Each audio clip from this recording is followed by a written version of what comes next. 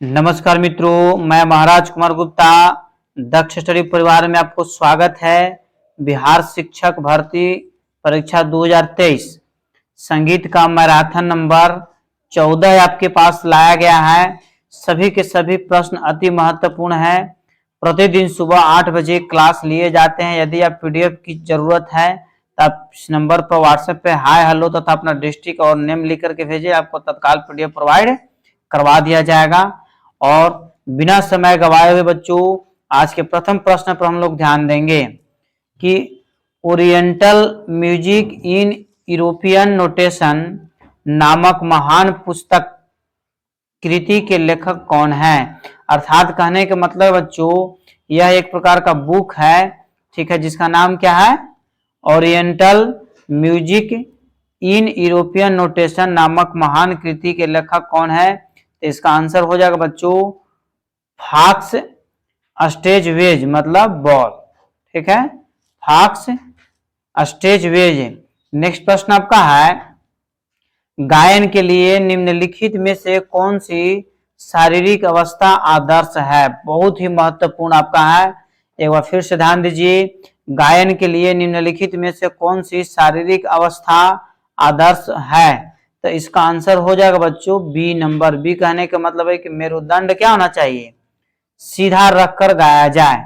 माने एक कुशल गायक को गाना गाने के लिए मेरुदंड उसको हमेशा क्या होना चाहिए, तो सीधा होना चाहिए, ठीक है, बोल्ड अवस्था में। अगला प्रश्न आपका है, तबले पर स्याही किससे रखी जाती है। तबले पर स्याही किससे रखी जाती है।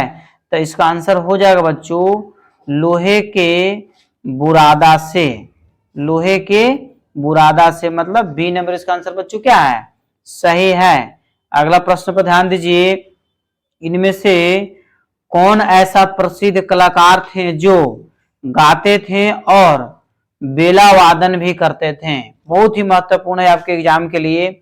इसका आंसर आप कमेंट्स में अवश्य दिया कीजिए। इसका आंसर हो जाएगा मित्रों पंडित बीजी जोग, मतलब एप्पल, पंडित बीजी जोग, इसका एप्पल आंसर क्या है, सही है। नेक्स्ट प्रश्न है कि भाषा का जन्म किस युग की देन है। यदि आप बीपीएससी म्यूजिक टीचर की तैयारी कर रहे हैं तो इसका आंसर आपको याद होना अति आवश्यक है कि भाषा का जन्म किस युग की देन है। आप कमेंट्स में जरूर इसका आंसर दीजिए। फिर भी इसका आंसर बच्चों बता देते हैं कि इसका आंसर आपको हो जाएगा ताम्र युग। भाषा का जन्म किस युग की देन है, तो ताम्र युग की, ठीक है। अगला प्रश्न मित्रों, निम्नलिखित में से किस श्रुति विन्यास में कुमुदवती नाम है। निम्नलिखित में से किस श्रुति विन्यास में कुमुदवती नाम है। तो इसका आंसर हो जाएगा बच्चों, बताइए, इसका आंसर हो जाएगा सारंगदेव। क्या हो जाएगा, सारंगदेव, बी नंबर। अगला प्रश्न आपका है कि तबले पर स्याही किससे रखी जाती है। क्वेश्चन रिपीट हो गया है, तो इसका डायरेक्ट आंसर आप बताइए कि लोहा। क्या हो जाएगा, लोहे का बुरादा, बी नंबर। अगला प्रश्न बच्चों कि उत्तर पाषाण काल में संगीत किस रूप में प्रचलित था। उत्तर पाषाण काल में संगीत किस रूप में प्रचलित था। तो इसका आंसर ए में है सामूहिक संगीत, बी में है एकल गायन, सी में है धर्म कर्म, डी में है नृत्य। इसका आंसर हो जाएगा मित्रों एप्पल। एप्पल कहने का मतलब है कि सामूहिक संगीत उत्तर पाषाण काल में संगीत किस रूप में है, तो सामूहिक संगीत के रूप में प्रचलित है। The art of tabla rhythm, the art of tabla rhythm पुस्तक के लेखक कौन है। बहुत ही महत्वपूर्ण प्रश्न है, इसका आंसर भी बहुत ही महत्वपूर्ण व्यक्ति हैं, Sudhir Kumar Saxena. The art of tabla rhythm पुस्तक के लेखक कौन है, तो सुधीर कुमार सक्सेना। अगला प्रश्न बच्चों कि एस्थेटिक्स शब्द का अर्थ होता है। एस्थेटिक्स शब्द का अर्थ होता है, इसका आंसर है इंद्रिय सुख की चेतना। इंद्रिय सुख की चेतना कहने का मतलब है कि बी नंबर इसका आंसर सही है। उस्ताद अली अकबर खां, उस्ताद अली अकबर खां का जन्म कब और कहां हुआ था। तो याद रखिए बच्चों कि उस्ताद अली अकबर खां का जन्म 14 अप्रैल 1922 ईस्वी में आपको बंगाल में हुआ था। कहाँ हुआ था? बंगाल में। मतलब एप्पल इसका आंसर क्या है? सही है कि उस्ताद अली अकबर खां का जन्म कब और कहा? तो 14 अप्रैल 1922 में बंगाल में हुआ था। अगला प्रश्न है कि कला मंडलम गोपी को किस उपाधि से सम्मानित किया गया था?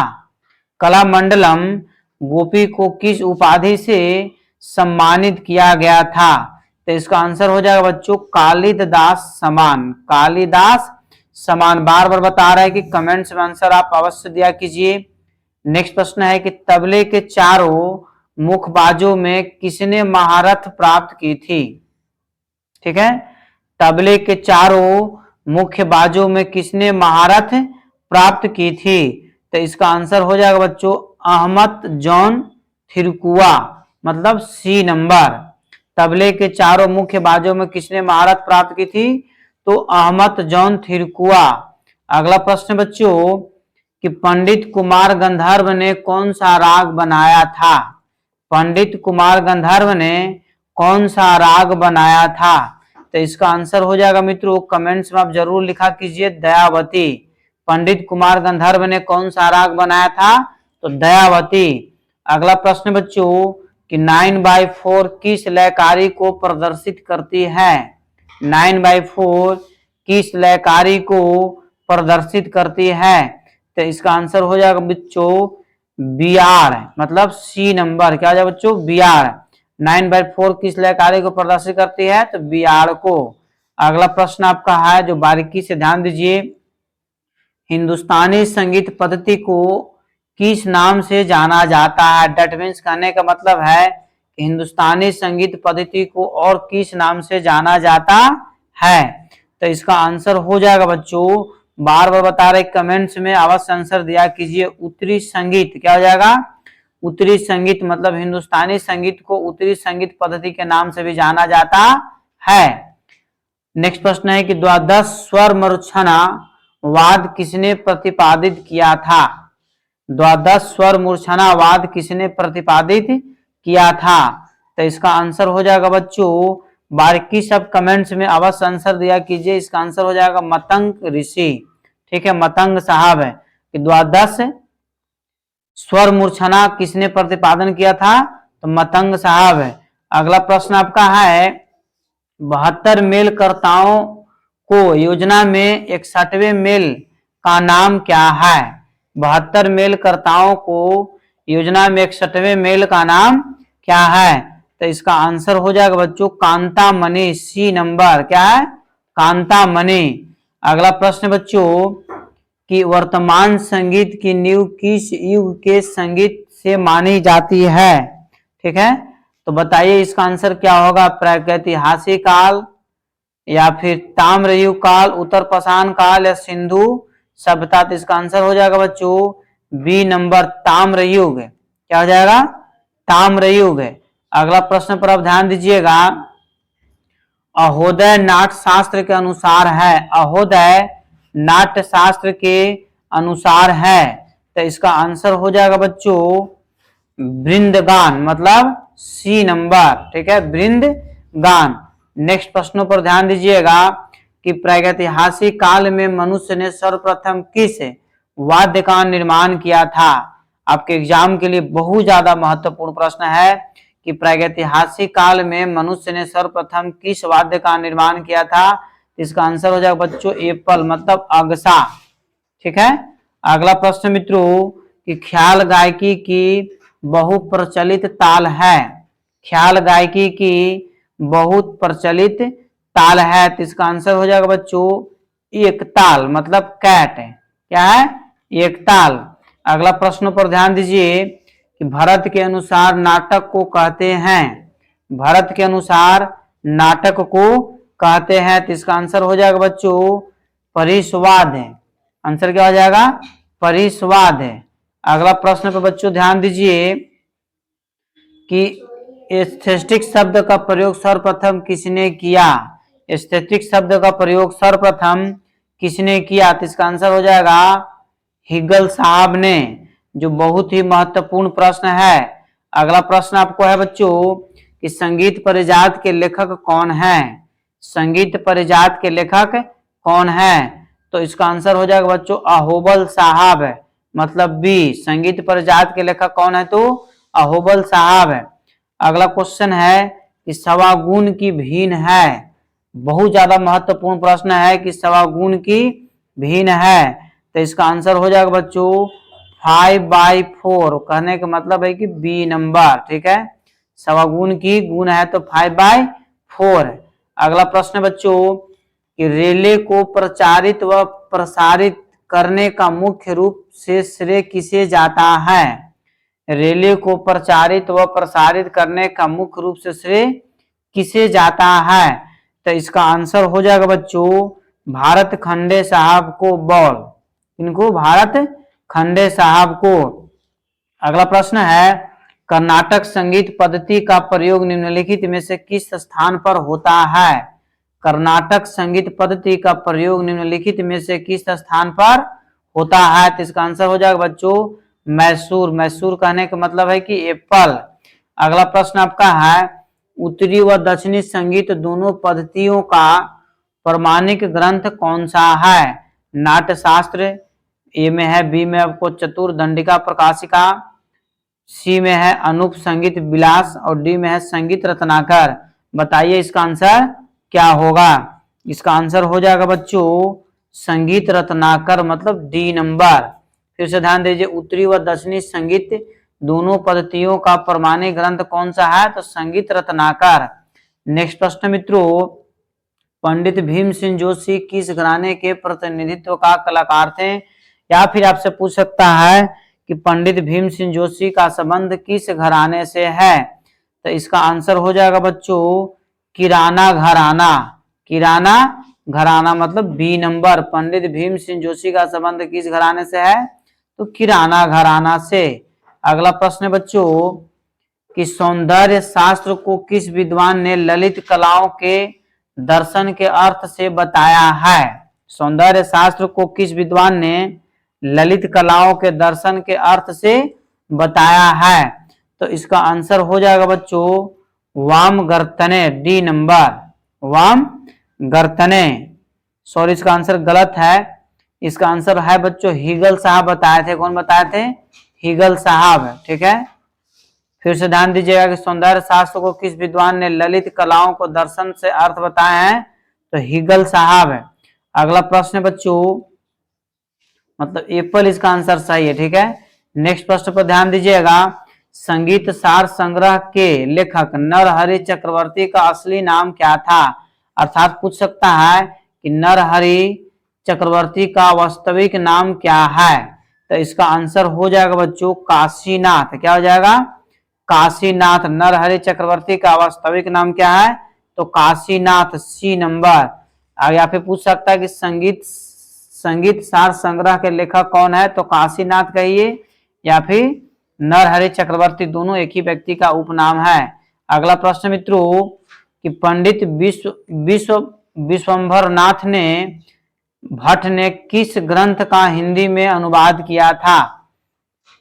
पंडित विश्वंभर नाथ भट्ट ने किस ग्रंथ का हिंदी में अनुवाद किया था? तो इसका आंसर हो जाएगा बच्चों स्वरमेल कलानिधि, एप्पल, स्वरमेल कलानिधि। नेक्स्ट प्रश्न पर मित्रों ध्यान दीजिए अलाउद्दीन खिलजी के दरबार में प्रसिद्ध कवि एवं संगीतज्ञ कौन थे? अलाउद्दीन खिलजी के दरबार में प्रसिद्ध कवि एवं संगीतज्ञ कौन थे? तो इसका आंसर हो जाएगा बच्चों अमीर खुसरो साहब है, अमीर खुसरो साहब है। अगला प्रश्न आपका है ठुमरी गायकी के साथ कौन सा ताल बजाया जाता है? ठुमरी गायकी के साथ कौन सा वाद्य बजाया जाता है? तो इसका आंसर हो जाएगा बच्चों तबला। क्या हो जाएगा? तबला। कहने का मतलब है कि डी नंबर। ठुमरी गायकी के साथ कौन सा वाद्य बजाया जाता है? तबला। डी नंबर आंसर क्या है? सत्य है। अगला प्रश्न है कि गढ़वाल में भक्ति रस से परिपूर्ण गीत जो कथात्मक है, गढ़वाल में भक्ति रस से परिपूर्ण गीत जो कथात्मक होते हैं, तो इसका आंसर हो जाएगा बच्चों जागर गीत। बॉल। क्या हो जाएगा? जागर गीत। अगला प्रश्न पर ध्यान दीजिएगा कि ग म ध ध प किस राग के स्वर हैं, किस राग के स्वर हैं। तो इसका आंसर हो जाएगा बच्चों इनमें से कोई नहीं। यदि इस बीपीएससी म्यूजिक टीचर की आप तैयारी कर रहे हैं तो इसका आंसर आप यूट्यूब के कमेंट बॉक्स में अवश्य दें, ताकि हम भी जान सके कि आपका तैयारी एक अच्छा खासा चल रहा है।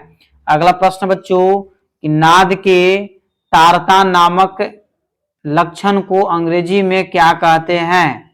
नाद के तारता नामक लक्षण को अंग्रेजी में क्या कहते हैं। तो अंग्रेजी में बच्चों इसे टिम्बर कहते हैं। बॉल अंग्रेजी में क्या कहते हैं, टिम्बर कहते हैं। अगला प्रश्न है कि बोल जिसका प्रस्तार संभव नहीं है, बोल जिसका प्रस्तार संभव नहीं है उसे क्या कहते हैं। तो उसे हम गत कहते हैं। सी नंबर उसको क्या बोलते हैं, गत बोलते हैं। अगला प्रश्न पर मित्रों ध्यान दीजिए, संगीत रत्नाकर ग्रंथ के लेखक कौन है। इसका आप कमेंट्स में आंसर जरूर दीजिए कि संगीत रत्नाकर ग्रंथ के लेखक कौन है। तो इसका आंसर बच्चों हो जाएगा सारंगदेव। क्या हो जाएगा, सारंगदेव। संगीत रत्नाकर के लेखक कौन है, तो सारंगदेव। अगला प्रश्न पर बच्चों ध्यान दीजिए कि कर्नाटक संगीत में एक सप्तक में कितने स्वर मान्य हैं। कर्नाटक संगीत में एक सप्तक में कितने स्वर मान्य है। तो इसका आंसर हो जाएगा बच्चों 12। 12 कहने का मतलब है कि एप्पल। कर्नाटक संगीत में एक सप्तक में कितने स्वर मान्य है, तो 12। अगला प्रश्न है कि पंडित विश्व मोहन भट्ट कौन सा वाद्य बजाते हैं। पंडित विश्व मोहन भट्ट कौन सा वाद्य को बजाते हैं। तो इसका आंसर हो जाएगा मित्रों मोहन बीना। पंडित विश्व मोहन भट्ट कौन सा बीना बजाते थे, तो मोहन बीना। ठीक है, या कौन सा वाद्य बजाते थे, तो मोहन बीना। आपको याद होना चाहिए। अगला प्रश्न है कि हारमोनियम का प्रयोग मुख्यतः किस जगह ज्यादा होता है। हारमोनियम का प्रयोग मुख्यतः किस जगह ज्यादा होता है। तो इसका आंसर हो जाएगा बच्चों ध्यान दीजिए, इसका आंसर है आपका उत्तर भारत में। सी हारमोनियम का प्रयोग सबसे ज्यादा कहाँ होता है, तो उत्तर भारत में। अगला प्रश्न आपका है कि हुफित शब्द निम्नलिखित में से किससे संबंधित है। हुफित शब्द निम्नलिखित में से किससे संबंधित है। तो इसका आंसर हो जाएगा बच्चों तान से। हुफित शब्द का संबंध किससे है, तान से है। अगला प्रश्न पर ध्यान दीजिएगा कि स्वास्थान शब्द निम्नलिखित में से किससे संबंधित है। स्वास्थान शब्द निम्नलिखित में से किससे संबंधित है। तो इसका आंसर हो जाएगा बच्चों आलाप से। D number. नेक्स्ट प्रश्न पर ध्यान दीजिए कि रागों की उत्पत्ति किससे होती है। यदि आप बीपीएससी टीचर की तैयारी कर रहे हैं, म्यूजिक टीचर की तैयारी में लगे हुए हैं, इसका आंसर आपको अवश्य याद होना चाहिए कि रागों की उत्पत्ति किससे होती है। तो इसका आंसर हो जाएगा बच्चों थाट से। रागों की उत्पत्ति किससे होती है, थाट से। एप्पल इसका आंसर क्या है, सही है। अगला प्रश्न पर ध्यान दीजिएगा, राग शब्द का सर्वप्रथम प्रयोग किस विद्वान ने किया था। राग शब्द का प्रयोग सर्वप्रथम किस विद्वान ने किया था। तो इसका आंसर हो जाएगा बच्चों मतंग ऋषि, मतंग साहब ने। राग शब्द का प्रयोग सर्वप्रथम किस विद्वान ने किया था, तो मतंग साहब ने। अगला प्रश्न पर बच्चों ध्यान दीजिए, तबले का बनारस घराना किससे स्थापित किया था। तबले का बनारस घराना किसने स्थापित किया था। तो इसका आंसर हो जाएगा मित्रों रामस्य हाय। D number. बहुत ज्यादा महत्वपूर्ण प्रश्न है, क्योंकि बहुत ज्यादा बच्चे जो हैं आपको मार देंगे कंठे महाराज या गुदई महाराज। ठीक है, जो कि तबले का बनारस घराने किसने स्थापित किया था। तो क्या टिक आउट करिएगा, रामस्य हाय साहब है।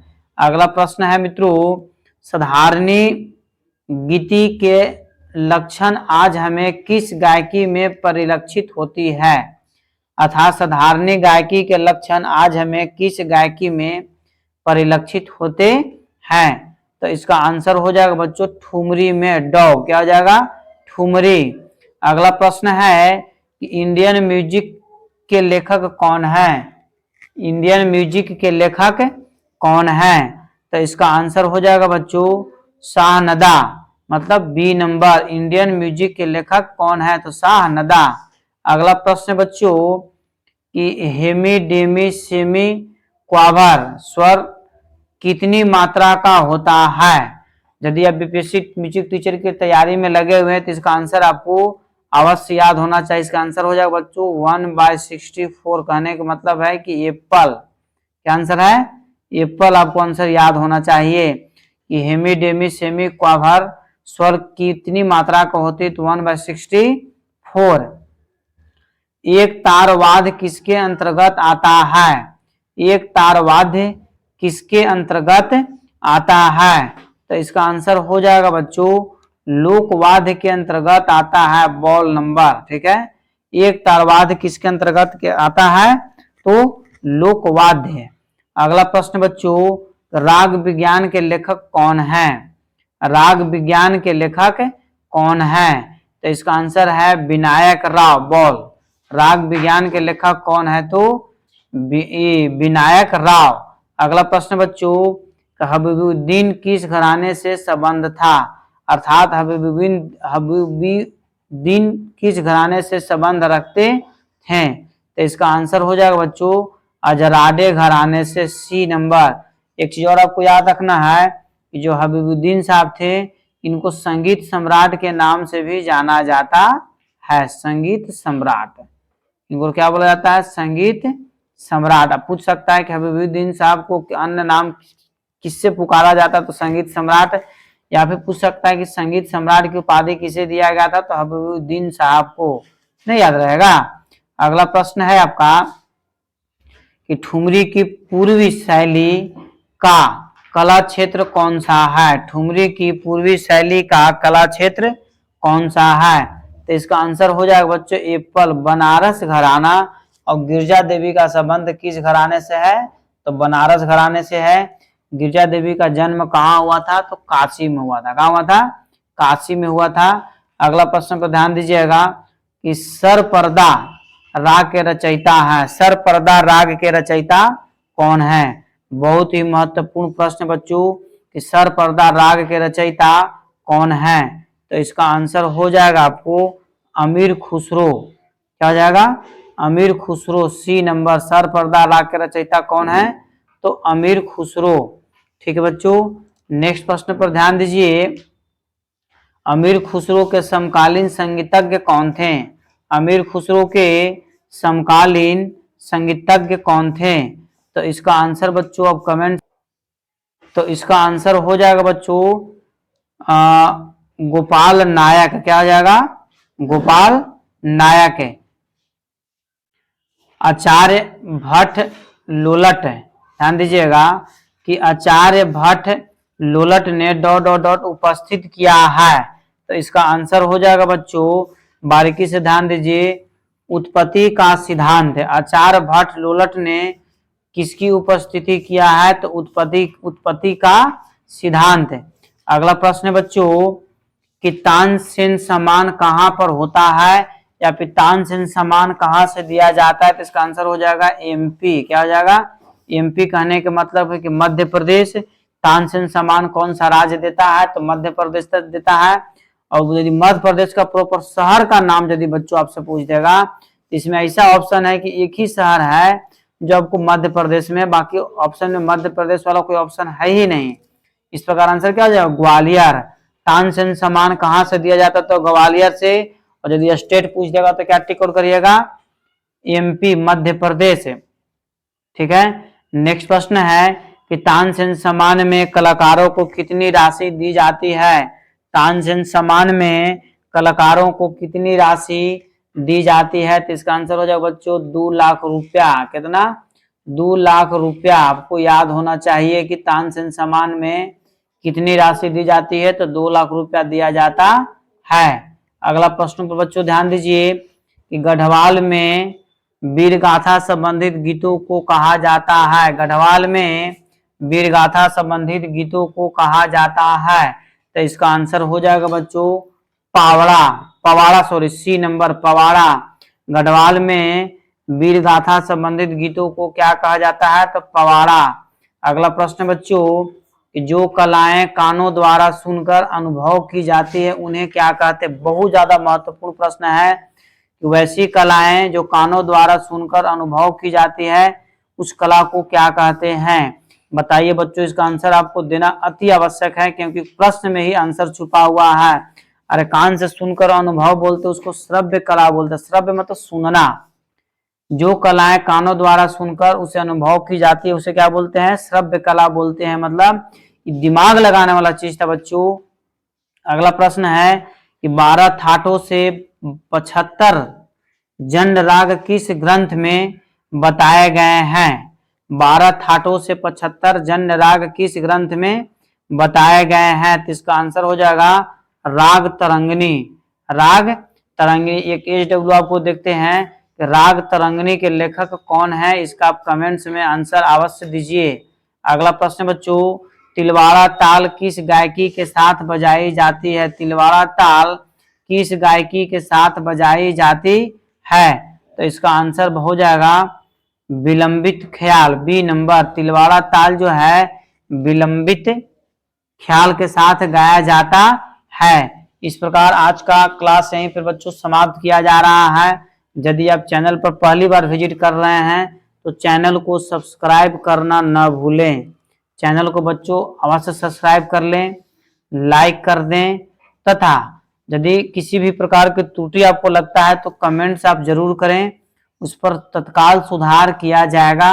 एक चीज और बच्चों कि कुछ प्रश्नों का आंसर गलत है जो बुक्स और सेट में ही दिया हुआ है, बहुत ज्यादा गलत दिया हुआ है। उसको बहुत ज्यादा हम लोग सुधार करके और उसका सही आंसर देने की कोशिश किया जा रहा है।